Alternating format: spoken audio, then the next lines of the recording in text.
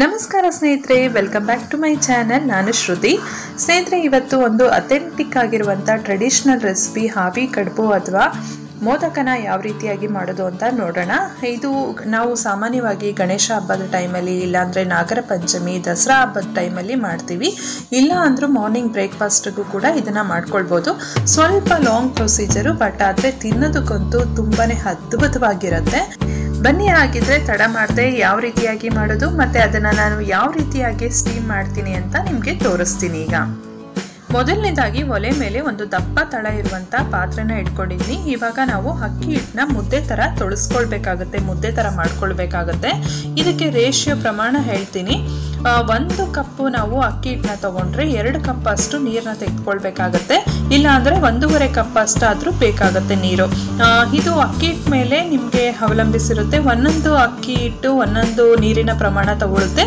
So ಅದಕ್ಕೋಸ್ಕರ 1.5ಇಂದ 2 ಕಪ್ನಷ್ಟು ನೀವು ತೆಗೆದುಕೊಳ್ಬೋದು. ಈಗ ನಾನು ನಮ್ಮನೆಗೆ ಎಷ್ಟು ಬೇಕು ಕ್ವಾಂಟಿಟಿ ಅಷ್ಟು ನಾನು ನೀರನ್ನ ಹಾಕೊಂಡಿದ್ದೀನಿ. ಈಗ ಸ್ವಲ್ಪ ರುಚಿಗೆ ತಕ್ಕಷ್ಟು ಉಪ್ಪನ್ನ ಹಾಕೊಳ್ತಾ ಇದ್ದೀನಿ. ಜಾಸ್ತಿ ಉಪ್ಪು ಹಾಕೊಳ್ಳೋದು ಬೇಡ, ಯಾಕಂದರೆ ಇದು ಒಂದೇ ಹಿಟ್ಟನ್ನು ನಾವು ಸಿಹಿ ಕಡುಬು ಮತ್ತು ಖಾರ ಕಡುಬು ಎರಡಕ್ಕೂ ಉಪಯೋಗಿಸ್ತಾ ಇರೋದ್ರಿಂದ ಸ್ವಲ್ಪನೇ ನಾನು ಉಪ್ಪನ್ನ ಹಾಕೊಂಡಿದ್ದೀನಿ. ನೆಕ್ಸ್ಟ್ ನಾನು ಒಂದು ಅರ್ಧ ಚಮಚದಷ್ಟು ತುಪ್ಪ ಕೂಡ ಹಾಕೊಳ್ತಾ ಇದ್ದೀನಿ. ಎಣ್ಣೆ ಇಲ್ಲಿ ಬಳಸೋದು ಬೇಡ. ಎಣ್ಣೆ ಹಾಕಿದ್ರೆ ಒಂಥರ ಸ್ಟೀಮ್ ಮಾಡಿದಾಗ ಅದರದ್ದೇ ಒಂಥರ ಸ್ಮೆಲ್ ಬರುತ್ತೆ. ಸೊ ಆದಷ್ಟು ತುಪ್ಪ ಹಾಕೊಳ್ಳಿ, ಇಲ್ಲಾಂದರೆ ತುಪ್ಪ ಇಲ್ಲ ಅಂದರೂ ಸ್ಕಿಪ್ ಮಾಡ್ಬೋದು. ನೆಕ್ಸ್ಟು 1-2 ಸ್ಪೂನ್ ಅಷ್ಟು ಅಕ್ಕಿ ಹಿಟ್ಟನ್ನ ನಾನು ನೀರಿನಲ್ಲಿ ಫುಲ್ ಮಿಕ್ಸ್ ಮಾಡಿಬಿಟ್ಟು ಇದಕ್ಕೆ ಹಾಕೊಳ್ತಾ ಇದ್ದೀನಿ. ಇದನ್ನು ಇವಾಗ ನಾವು ಚೆನ್ನಾಗಿ ನೀರು ಕುದಿಯೋದಕ್ಕೆ ಬಿಡಬೇಕು. ಸೇಮ್ ಲೈಕ್ ನಾವು ಹೇಗೆ ರಾಗಿ ಬುಂದೆ ಎಲ್ಲ ಮಾಡ್ತೀವಲ್ಲ ಅದೇ ರೀತಿನಲ್ಲಿ ಮಾಡ್ಕೊಳ್ಳೋ ಅಂಥದ್ದು. ಈಗ ನಾನು ಖಾರ ಕಡುಬುಗೆ ನಾನಿಲ್ಲಿ ಒಳಗಡೆ ಸ್ಟಫಿಂಗ್ಗೆ ರೆಡಿ ಮಾಡ್ಕೊಳ್ತಾ ಇದ್ದೀನಿ. ನಾನಿಲ್ಲಿ 1 ಕಪ್ ಆಗುವಷ್ಟು ನಾನು ಕಡಲೆಬೇಳೆನ ನೆನೆಸಿಟ್ಕೊಂಡಿದ್ದೆ 1 ಅವರ್ ಮುಂಚೆನೆ. ಅದನ್ನು ನಾನಿವಾಗ ಮಿಕ್ಸಿ ಜಾರ್ಗೆ ಹಾಕೊಳ್ತಾ ಇದ್ದೀನಿ. ಇದಕ್ಕೆ ರುಚಿಗೆ ತಕ್ಕಷ್ಟು ಹಸಿ ಮೆಣಸಿನಕಾಯಿನ ಹಾಕೊಳ್ತಾ ಇದ್ದೀನಿ. ಇದಕ್ಕೆ ನಾವು ಹಸಿ ಮೆಣಸಿನಕಾಯಿ 1-2 ಮುಂದೆನೆ ಹಾಕೊಳ್ಬೇಕು, ಯಾಕಂದ್ರೆ ಅದು ಕಡಲೆಬೇಳೆ ಜೊತೆಗೆ ಮಿಕ್ಸ್ ಆದಾಗ ಖಾರ ಸ್ವಲ್ಪ ಕಡಿಮೆ ಅನ್ಸುತ್ತೆ. ಸೊ ಅದಕ್ಕೋಸ್ಕರ ನೋಡ್ಕೊಂಡು ಹಾಕೊಳ್ಳಿ. ನೆಕ್ಸ್ಟ್ ಮಿಕ್ಸ್ಚರ್ ನೋಡ್ತಾ ಇದ್ದೀರಲ್ಲ, ಈ ತರ ತರಿ ಆಗಿರ್ಬೇಕು. ತುಂಬಾ ನುಣ್ಣಗೆ ಪೇಸ್ಟ್ ಮಾಡಬಾರ್ದು, ಆಗ ಚೆನ್ನಾಗಿರೋದಿಲ್ಲ. ಈ ತರ ತರಿಯಾಗಿದ್ರೇನೆ ಚೆನ್ನಾಗಿ ಆಗೋದು. ನೆಕ್ಸ್ಟ್ ಸಣ್ಣಗೆ ಕಟ್ ಮಾಡಿರುವಂತಹ ಸಬ್ಸಿಗೆ ಸೊಪ್ಪನ್ನ ಹಾಕೊಳ್ತಾ ಇದ್ದೀನಿ. ಈ ಸಬ್ಸಿಗೆ ಸೊಪ್ಪನ್ನ ಹಾಕೊಳ್ಳೋದ್ರಿಂದ ತುಂಬಾ ರುಚಿ ಕೊಡುತ್ತೆ. ಕಡುಬು ಅಂತೂ ಟೇಸ್ಟ್ ತುಂಬಾನೇ ಚೆನ್ನಾಗಿರುತ್ತೆ. ಎಷ್ಟೊಂದು ಜನ ಸಬ್ಸಿಗೆ ಸೊಪ್ಪು ಹಾಕೋದಿಲ್ಲ, ಹಾಗೆ ಮಾಡ್ತಾರೆ. ಬಟ್ ಇದನ್ನ ಹಾಕಿ ನೋಡಿ, ತುಂಬಾನೇ ಚೆನ್ನಾಗಿರುತ್ತೆ. ಸೊಪ್ಪನ್ನ ಕೂಡ ಬೇಕಿದ್ರೆ ಹಾಕೊಳ್ಬಹುದು, ಅದು ಆಪ್ಷನಲ್ಲು. ಬಟ್ ಆದ್ರೆ ಕೆಲವರು ಬರೀ ಕೊತ್ತಂಬರಿ ಸೊಪ್ಪನೆ ಹಾಕ್ತಾರೆ. ಅದಕ್ಕಿಂತ ಸಬ್ಸಿಗೆ ಸೊಪ್ಪು ಹಾಕಿದ್ರೆ ರುಚಿ ಹೆಚ್ಚು ಕೊಡುತ್ತೆ. ನೆಕ್ಸ್ಟ್ ಫ್ರೆಶ್ ಆಗಿ ತುರಿದುಕೊಂಡಿರೋ ಅಂತ ಕಾಯಿ ತುರಿನ ಸ್ವಲ್ಪ ಹಾಕೊಳ್ತಾ ಇದ್ದೀನಿ. ಮತ್ತೆ 1 ಸ್ಪೂನ್ ಅಷ್ಟು ಜೀರಿಗೆ ಕೂಡ ಹಾಕೊಳ್ತಾ ಇದ್ದೀನಿ. ಜೀರಿಗೆನ ಇಲ್ಲಿ ನಾನು ಫ್ರೈ ಮಾಡಿಲ್ಲ, ಹಾಗೆ ಹಸಿ ಜೀರಿಗೆನೆ ಹಾಕೊಳ್ತಾ ಇರೋದು. ಅದು ಸ್ಟೀಮ್ ಅಲ್ಲಿ ಬೆಂದಾಗ ಅದ್ರದ್ದು ಫ್ಲೇವರ್ ಬಿಡುತ್ತೆ ಜೀರಿಗೆ. ಮತ್ತೆ ತಿನ್ಬೇಕಾದ್ರೆ ಅಲ್ಲಲ್ಲೇ ಬಾಯಿಗೆ ಒಂದೊಂದು ಸಿಕ್ಕಿದ್ರೆ ಅದ್ರ ರುಚಿನೇ ಹೆಚ್ಚು.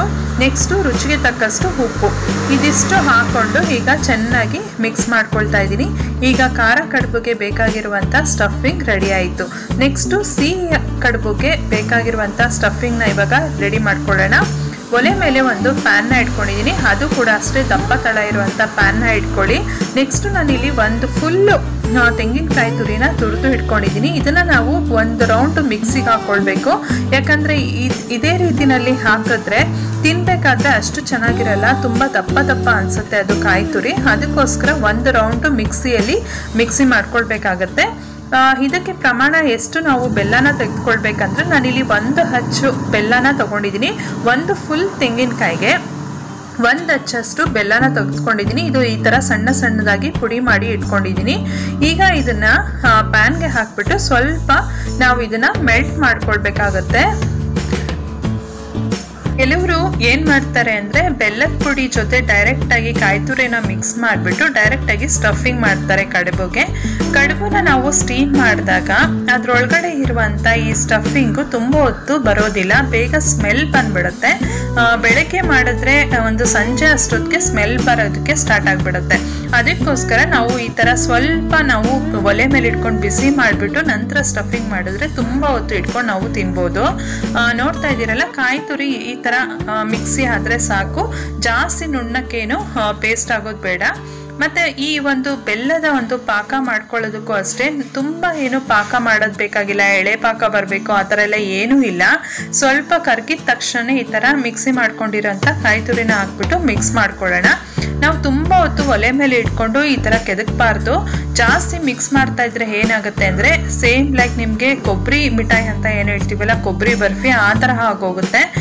ಬರ್ಫಿ ಥರ ಆಗೋದ್ರೆ ತುಂಬ ಗಟ್ಟಿ ಆಗೋಗುತ್ತೆ, ಸ್ಟಫಿಂಗ್ ಮಾಡೋದಕ್ಕೆ ಸರಿಯಾಗೋದಿಲ್ಲ. ಅದಕ್ಕೋಸ್ಕರ ಸ್ವಲ್ಪ ಅದೆಲ್ಲ ಮಿಕ್ಸ್ ಆದರೆ ಸಾಕು. ಮತ್ತು ಇದಕ್ಕೆ ಒಂದು ಚೂರಷ್ಟು ನೀರನ್ನ ಆ್ಯಡ್ ಮಾಡಬಾರ್ದು. ನೀರು ಹಾಕ್ಕೊಂಡ್ಬಿಟ್ರೆ ತುಂಬ ತೆಳು ಆಗುತ್ತೆ, ಯಾಕಂದರೆ ಬೆಲ್ಲದಲ್ಲೂ ಸ್ವಲ್ಪ ನೀರಿನಂಶ ಇರುತ್ತೆ. ನಾವು ಕರಗಿಸಿದ ತಕ್ಷಣ ಬೆಲ್ಲನ ಅದು ಸ್ವಲ್ಪ ನೀರು ಬಿಟ್ಕೊಳ್ಳೋದಕ್ಕೆ ಸ್ಟಾರ್ಟ್ ಆಗುತ್ತೆ. ಮತ್ತು ಕೊಬ್ಬರಿಯಲ್ಲೂ ಅಂದರೆ ಹಸಿ ಕೊಬ್ಬರಿಯಲ್ಲೂ ಅಷ್ಟೇ ಮಾಯ್ಶ್ಚರೈಸರ್ ಇರೋದ್ರಿಂದ ಇದಕ್ಕೆ ನೀರು ಆ್ಯಡ್ ಮಾಡೋದು ಬೇಡ. ನಂತರ 1 ಸ್ಪೂನಷ್ಟು ಹುರ್ಕೊಂಡಿರೋ ಅಂತಹ ಫ್ರೈ ಮಾಡ್ಕೊಂಡಿರೋ ಅಂಥ ಗಸಗಸೆನ ಹಾಕೊಂಡಿದ್ದೀನಿ ಮತ್ತು ಸ್ವಲ್ಪ ಏಲಕ್ಕಿಕಾಯಿ ಪುಡಿನೂ ಹಾಕೊಂಡಿದ್ದೀನಿ. ಈಗ ಮಿಕ್ಸ್ ಮಾಡಿಕೊಂಡ್ರೆ ಸಿಹಿ ಕಡುಬುಗೆ ಬೇಕಾಗಿರುವಂಥ ಸ್ಟಫಿಂಗ್ ರೆಡಿ ಆಗುತ್ತೆ. ನೀವು ನೋಡ್ತಾ ಇರ್ಬೋದು ಅಲ್ಲಲ್ಲೇ ಒಂದೊಂದು ಚಿಕ್ಕ ಚಿಕ್ಕ ಒಂದು ಬೆಲ್ಲದ ಪೀಸ್ಗಳು ಕಾಣಿಸ್ತಾ ಇದೆ. ನಾನು ಫುಲ್ಲು ಅದನ್ನು ಮೆಲ್ಟ್ ಮಾಡಿಸಿಲ್ಲ, ಯಾಕಂದರೆ ನಮ್ಮನೆಯಲ್ಲಿ ಬಾಯಿಗೆ ಸಿಕ್ಕಿದ್ರೆ ಅಲ್ಲಲ್ಲೇ ಒಂದೊಂದು ಸ್ಮಾಲ್ ಪೀಸ್ ತುಂಬ ಇಷ್ಟಪಡ್ತಾರೆ. ಅದಕ್ಕೋಸ್ಕರ ನಾನು ಹಾಗೆ ಬಿಟ್ಟಿದ್ದೀನಿ. ನೀವು ಬೇಕಾದರೆ ಅದನ್ನು ಫುಲ್ಲು ಕರಗಿಸ್ಬೋದು. ನಾವು ಆ ಕಡೆ ಒಂದು ಸೈಡ್ ನಾವು ಈ ಥರ ನೀರು ಕುದಿಯೋದಕ್ಕೆ ಬಿಟ್ಟಿದ್ವಲ್ಲ, ಸ್ವಲ್ಪ ಅಕ್ಕಿ ಹಿಟ್ಟನ್ನ ಬೆರೆಸಿ. ಈಗ ನಂತರ ನಾವು ಏನು ಇಟ್ಕೊಂಡಿರ್ತೀವಲ್ಲ ಅಕ್ಕಿ ಹಿಟ್ಟು ರಿಮೈನಿಂಗು, ಅದನ್ನೆಲ್ಲ ಇದಕ್ಕೆ ಹಾಕಿಬಿಟ್ಟು ನಾವು ಇದನ್ನು ಚೆನ್ನಾಗಿ ಕುದಿಯೋದಕ್ಕೆ ಬಿಡಬೇಕು. ಏನಿಲ್ಲ ಅಂದರೂ ಮಿನಿಮಮ್ ಅಂದರೂ ಒಂದು 10 to 15 ಮಿನಿಟ್ಸ್ ಆದರೂ ನಾವು ಇದನ್ನು ಚೆನ್ನಾಗಿ ಆ ನೀರು ಆವಿ ಬರ್ತಿದೆ ನೋಡಿ, ಅದರಲ್ಲಿ ಅದು ಚೆನ್ನಾಗಿ ಬೇಯಬೇಕು. ಇದನ್ನ ಎಷ್ಟು ನಾವು ಚೆನ್ನಾಗಿ ಬೇಯಿಸ್ತೀವೋ ಹಿಟ್ಟು ಅಷ್ಟು ಚೆನ್ನಾಗಿ ಆಗುತ್ತೆ ಕಡುಬು ಆಗಲಿ. ಈ ಹಿಟ್ಟಲ್ಲೇ ನಾವು ಬೇಕಾದ್ರೆ ಒತ್ತು ಶಾವಿಗೆ ಕೂಡ ಮಾಡ್ಕೊಳ್ಬೋದು. ಸೊ ಇವಾಗ ನಾವು ಇದನ್ನು ಒಂದು 10 to 15 ಮಿನಿಟ್ಸ್ ಚೆನ್ನಾಗಿ ಕುದಿಯೋದಕ್ಕೆ ಬಿಡೋಣ. ಅದಾದ ನಂತರ ನಾವು ಮುದ್ದೆ ಹೇಗೆ ತಿರುಗ್ಕೊಳ್ತೀವಲ್ಲ ರಾಗಿ ಮುದ್ದೆ, ಅದೇ ರೀತಿಯಲ್ಲಿ ಚೆನ್ನಾಗಿ ಮಿಕ್ಸ್ ಮಾಡಿಕೊಂಡು ಈ ರೀತಿಯಾಗಿ ಸ್ವಲ್ಪ ಸ್ವಲ್ಪ ಉಂಡೆನೆ ಚೆನ್ನಾಗಿ ನಾದ್ಕೊಂಡು ಒಂದು ಕಡೆ ನಾವು ಒಂದು ಹಾಟ್ ಬಾಕ್ಸ್ನಲ್ಲಿ ಇಟ್ಕೊಂಡ್ರೆ ಬಿಸಿ ಬಿಸಿ ಆಗಿರುತ್ತೆ. ಯಾವಾಗಲೂ ಅಷ್ಟೇ ಒತ್ತು ಶಾವಿಗೆ ಆಗಿರ್ಬೋದು, ಇಲ್ಲಾಂದರೆ ಈ ಥರ ಕಡುಬು ಆಗಿರ್ಬೋದು, ಬಿಸಿ ಬಿಸಿ ಇದ್ದಾಗಲೇ ನಾವು ಮಾಡಿಕೊಂಡ್ರೆ ತುಂಬ ಚೆನ್ನಾಗಿ ಬರುತ್ತೆ. ಉಂಡೆಗಳನ್ನ ಮಾಡಿಬಿಟ್ಟು ನಾನು ಹಾಟ್ ಬಾಕ್ಸ್ನಲ್ಲಿ ಇಟ್ಕೊಂಡಿದ್ದೀನಿ. ಈಗ ನನ್ನ ಹತ್ರ ಈ ಥರ ಪ್ರೆಸ್ಸಿಂಗ್ ಮೆಷಿನ್ ಇದೆ. ನಿಮ್ಮ ಹತ್ರ ಇಲ್ಲ ಅಂದರೂ ಕೂಡ ನೀವು ಇನ್ನೊಂದು ಥರ ಮಾಡ್ಬೋದು. ಅದನ್ನು ನಾನು ನಿಮಗೆ ತೋರಿಸ್ತೀನಿ. ಒಂದು ಪ್ಲಾಸ್ಟಿಕ್ ಶೀಟ್ನ ಇದ್ರ ಮೇಲೆ ಇಟ್ಬಿಟ್ಟು ಸ್ವಲ್ಪ ತುಪ್ಪ ಅಥವಾ ಎಣ್ಣೆ ಯಾವುದಾದ್ರೂ ಕೂಡ ಸವರ್ಬಿಟ್ಟು ಈ ರೀತಿಯಾಗಿ ಒಂದು ಉಂಡೆನ ಇಟ್ಬಿಟ್ಟು ಈ ಥರ ಪ್ರೆಸ್ ಮಾಡಿದ್ರೆ ನಮಗೆ ಕಡುಬುಗೆ ಎಷ್ಟು ದೊಡ್ಡ ಸೈಜ್ ಬೇಕೋ ಅಷ್ಟು ದೊಡ್ಡ ಸೈಜ್ನಲ್ಲಿ ಪ್ರೆಸ್ ಮಾಡಿಕೊಂಡ್ರೆ ಆಗುತ್ತೆ. ಬೇಗ ಬೇಗ ಕೂಡ ಆಗುತ್ತೆ. ಇಲ್ಲ ಅಂದರೆ ನಿಮ್ಮ ಹತ್ರ ಈ ಥರ ಪ್ರೆಸ್ಸಿಂಗ್ ಮೆಷಿನ್ ನಾನು ಮುಂದೆ ತೋರಿಸ್ತೀನಿ ನಿಮಗೆ, ಇನ್ನೊಂದು ಮೆಥಡಲ್ಲಿ ಮಾಡ್ಬೋದು. ಈ ಥರ ಮೋಲ್ಡ್ ಇರುತ್ತಲ್ಲ, ಮೋಲ್ಡ್ ಮೇಲೆ ಇಟ್ಬಿಟ್ಟು ಸ್ಟಫಿಂಗ್ ಏನು ನಾವು ಸಿಹಿ ಕಡುಬು ಅಥವಾ ಖಾರ ಕಡುಬು ಏನು ಸ್ಟಫಿಂಗ್ ಮಾಡ್ಕೊಂಡಿರ್ತೀವಲ್ಲ ಆ ಥರ ಸ್ವಲ್ಪನೇ ಇದ್ರ ಒಳಗಡೆ ಹೇಗೆ ಇಟ್ಬಿಟ್ಟು ಇದನ್ನು ಕ್ಲೋಸ್ ಮಾಡಬೇಕು. ಈಗ ಸುತ್ತ ಏನು ಎಕ್ಸ್ಟ್ರಾ ಏನಿದೆಯಲ್ಲ ಅದನ್ನೆಲ್ಲ ನಾವು ತೆಗೆದುಬಿಟ್ರೆ ತುಂಬ ಚೆನ್ನಾಗಿ ಕಾಣಿಸುತ್ತೆ. ನೋಡೋದಕ್ಕೂ ಅಷ್ಟೇ, ತಿನ್ನೋದಕ್ಕೂ ತುಂಬ ಅಟ್ರಾಕ್ಟಿವ್ ಆಗಿರುತ್ತೆ. ಈಗ ರೆಡಿ ಆಯಿತು. ಇದನ್ನು ಮತ್ತೆ ನಾವು ಸ್ಟೀಮ್ ಮಾಡ್ಕೊಳ್ಬೇಕಾಗತ್ತೆ. ನಾನು ನೆಕ್ಸ್ಟ್ ನಿಮಗೆ ಇವಾಗ ತೋರಿಸ್ತೀನಿ. ಸಪೋಸ್ ನಿಮ್ಮ ಹತ್ರ ಏನಾದರೂ ಮೋಲ್ಡ್ ಇಲ್ಲ ಈ ಥರ ಮತ್ತು ಈ ಥರ ಪ್ರೆಸ್ಸಿಂಗ್ ಮೆಷಿನ್ ಇಲ್ಲ ಅಂದರೆ ಯಾವ ರೀತಿಯಾಗಿ ಮಾಡ್ಕೊಳ್ಬೋದು ಅಂತ. ಇನ್ನೊಂದು ಮೆಥಡಲ್ಲಿ ಫಸ್ಟು ಒಂದು ಪ್ಲಾಸ್ಟಿಕ್ ಶೀಟ್ನ ಹಾಸ್ಬಿಟ್ಟು ಅದ್ರ ಮಧ್ಯೆ ಹಿಟ್ಟು ಇಟ್ಬಿಟ್ಟು ಇನ್ನೊಂದು ಅದ್ರ ಮೇಲೆ ಪ್ಲಾಸ್ಟಿಕ್ ಶೀಟ್ನ ಇಟ್ಬಿಟ್ಟು ಈ ರೀತಿಯಾಗಿ ಪ್ರೆಸ್ ಮಾಡ್ಕೊಳ್ಬೋದು. ಇಲ್ಲಾಂದರೆ ಅದ್ರ ಮೇಲೆ ಒಂದು ತಟ್ಟೆ ಕೂಡ ಇಟ್ಬಿಟ್ಟು ಪ್ರೆಸ್ ಮಾಡಿದ್ರೆ ನಿಮಗೆ ರೌಂಡ್ ಶೇಪಲ್ಲಿ ನೀಟಾಗಿ ಬರುತ್ತೆ. ನೋಡ್ತಾ ಇದ್ದೀರಲ್ಲ, ಈ ರೀತಿಯಾಗಿ ಕೂಡ ಮಾಡ್ಕೊಳ್ಬೋದು. ಸಪೋಸ್ ನಿಮ್ಮ ಹತ್ರ ಪ್ರೆಸ್ಸಿಂಗ್ ಮೆಷಿನ್ ಇಲ್ಲ ಅಂತ ಅಂದರೆ ಇದನ್ನ ಒಂದು ಕೈನಲ್ಲಿ ಈ ಥರ ಇಟ್ಕೊಂಡ್ಬಿಟ್ಟು ನಾವು ಖಾರ ಕಡುಬುಗೆ ಏನು ಸ್ಟಫಿಂಗ್ ರೆಡಿ ಮಾಡ್ಕೊಂಡಿರ್ತೀವಲ್ಲ ಕಡಲೆಬೇಳೆದು ಮಿಕ್ಸ್ಚರು, ಅದನ್ನು ಈ ಥರ ಜಸ್ಟ್ ಒಂದ್ಸಲ ಮಧ್ಯದಲ್ಲಿ ಪ್ರೆಸ್ ಮಾಡಬೇಕಷ್ಟೇ. ಫುಲ್ಲು ಕ್ಲೋಸ್ ಮಾಡಬಾರ್ದು. ಬಿಕಾಸ್ ಏನಕ್ಕೆ ಅಂದರೆ ಕಡಲೆಬೇಳೆನ ನಾವು ಒಂದು ಚೂರು ಬೇಯಿಸಿರೋದಿಲ್ಲ. ಹಸಿ ಕಡಲೆಬೇಳೆ ಮಿಕ್ಸ್ಚರ್ ಮಾಡ್ಕೊಂಡಿರ್ತೀವಲ್ಲ ಅದು ಹಬೆಯಲ್ಲಿ ಅಂದರೆ ಸ್ಟೀಮಲ್ಲೇ ಅದು ಫುಲ್ ಕುಕ್ ಆಗಬೇಕಾಗಿರೋದ್ರಿಂದ ನಾವು ಓಪನ್ ಆಗಿ ಬಿಡಬೇಕು. ಸ್ವೀಟ್ ಕಡುಬುಗೆ ನಾವು ಫುಲ್ ಕ್ಲೋಸ್ ಮಾಡಬೇಕು. ಖಾರ ಕಡುಬುಗೆ ಈ ಥರ ಓಪನ್ ಅಲ್ಲೇ ಬಿಡಬೇಕು. ಈ ತರ ಒಂದು ತೂತ್ ಪಾತ್ರೆನಲ್ಲಿ ನಾನು ಫುಲ್ ಜೋಡಿಸ್ಕೊಳ್ತಾ ಇದ್ದೀನಿ. ಸ್ನೇಹಿತರೆ, ಈ ಪಾತ್ರೆನ ನಾನು ನಿಮಗೆ ಫುಲ್ ತೋರಿಸ್ತೀನಿ ಯಾವ ರೀತಿಯಾಗಿದೆ ಅಂತ. ಈ ಪಾತ್ರೆನಲ್ಲಿ ಏನಿಲ್ಲ ಅಂದ್ರೂ ನಾವು ಸುಮಾರು ಒಂದು 50 ರಿಂದ 60 ಕಡುಬು ಅಟ್ ಎ ಟೈಮ್ ಮಾಡ್ಕೊಳ್ಬಹುದು. ಫಸ್ಟ್ ಒಂದು ಈ ತರ ಪಾತ್ರೆ ಕೊಟ್ಟಿರ್ತಾರೆ, ಅದಕ್ಕೆ ನೀರು ಹಾಕ್ಬಿಟ್ಟು ಅದ್ರ ಮೇಲ್ಗಡೆ ಈ ತರ ಒಂದು ತೂತ್ ಬೇಸನ್ ಈ ತರ ಪಾತ್ರೆ ಕೊಟ್ಟಿರ್ತಾರೆ, ಅದ್ರ ಮೇಲ್ಗಡೆ ಈ ತರ ಜೋಡಿಸಿ ನಾವು ಇಡೋ ಅಂಥದ್ದು.